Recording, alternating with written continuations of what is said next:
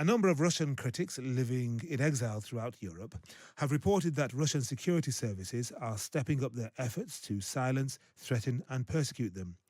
Dmitry Medvedev, a deputy head of Russia's Security Council, described dissidents as traitors who have gone over to the enemy and want their fatherland to perish. Joining me now is activist Marina Litvinenko, whose husband Alexander was poisoned by Russian agents in London in 2006. Marina, thank you very much for joining us. Good afternoon. Good afternoon. What's your reaction to these reports from activists living throughout Europe? They're extremely concerned. What do you make of it? Yes, because you have more activist oppositioner who against Putin's regime is now more and more abroad. It means their life now more in danger. If you take my case, what starts and happened in 2006, and we could say this was full control over state assassination. And we prove it was using radioactive polonium, and nobody would be killed by polonium anymore because this was discovered and this is too expensive and this is quite serious operation. But now we see this escalation, and now it might be not exactly radioactive material and not even Novichok, what was used in 2018 against Yulia and Sergei Skripal. This now might be anything, knife, gun, or even it should be not Russian who did this against Russian oppositioner.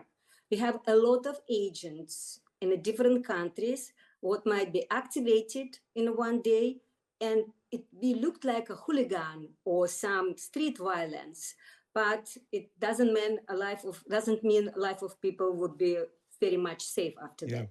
I mean, the dissidents are living across Europe. I mean, some, I'm just looking at a piece here, are living in Poland, some in the Czech Republic, some here in the UK. What do you think the authorities in those countries should be doing about this? I think it's quite difficult to do anything after a lot of refugees and a lot of people who escaped from countries as Russia, Belarusian, even Chechen people who escaped from Kadyrov regime.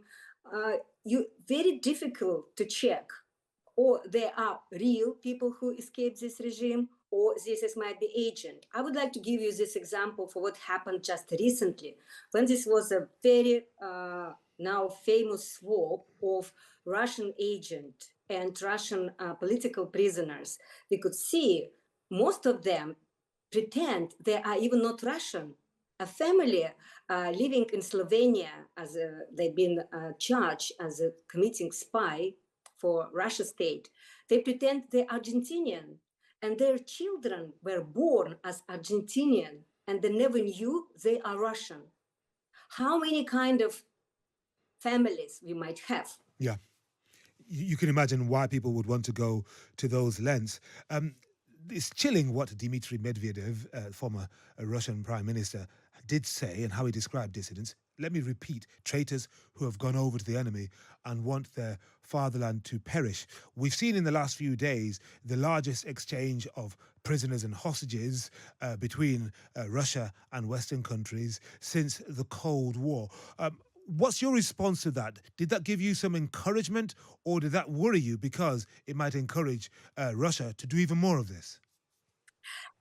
Again, I don't like to make this look less dangerous, but Dmitry Medvedev, everybody remember being a president of Russia in 2008, he looked quite soft, even if war in Georgia started exactly when he was president in 2008. But anyway, he tried to have a good relationship to United States. His meeting with Obama and Hillary Clinton was quite promising. He was a very interesting of technology. He enjoyed his iPhone, but after war in Ukraine started, he needed to show more brutal, even some brutal people in Russia shows. Otherwise, he would be not a member of this team.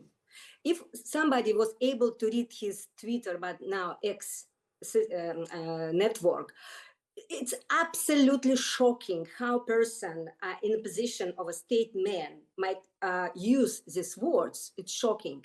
And now, again, I will make this parallel. When Sergei Skripal was swapped with another people, and we know it was a huge group of Russian agent taking out from United States, and Vladimir Putin, even it was agreement, and Sergei Skripal, after make some this wish, he sent to United Kingdom, but Vladimir Putin said, these people traitor, and they never would be safe or ever forgotten. Yeah. And for Medvedev, it's just the same. He should say something. And this is what his all these words. But of course, I don't say you should not take it so seriously, but his responsibility for security operation is quite less. But what I would like to say again, now monopoly, a state monopoly of violence became less. And sometimes it might go from very low level. I mean, it should not be agreement in the FSB and a high profile officers. It might be even in the regional, and even in some people who just want to make this like a profile and made them became a bigger and accepted bigger in their job. Yeah, they want people to hear them and take them seriously and maybe even promote them. Marina, Exactly. It's more serious. Marina, your husband was murdered. He used to be an agent of the FSB. He then renounced. He left. He came here. How safe, how secure do you feel? It's 18 years nearly since he was murdered. This is quite difficult to say. I've never been personally affected, I would say, like directly. You never know. Is this long-term operation?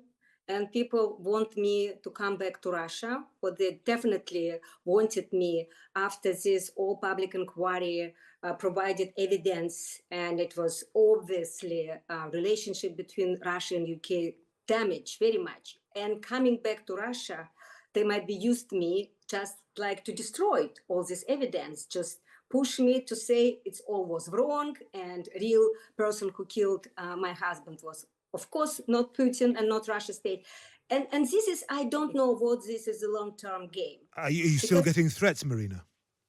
That not directly, Yeah. not directly, but some analyzing and calculation makes me feel on some way, of course, I'm safe here in UK, and you never know what might happen then, of course, not now, then if I decide to go back to Russia. This was one my concern. Yeah.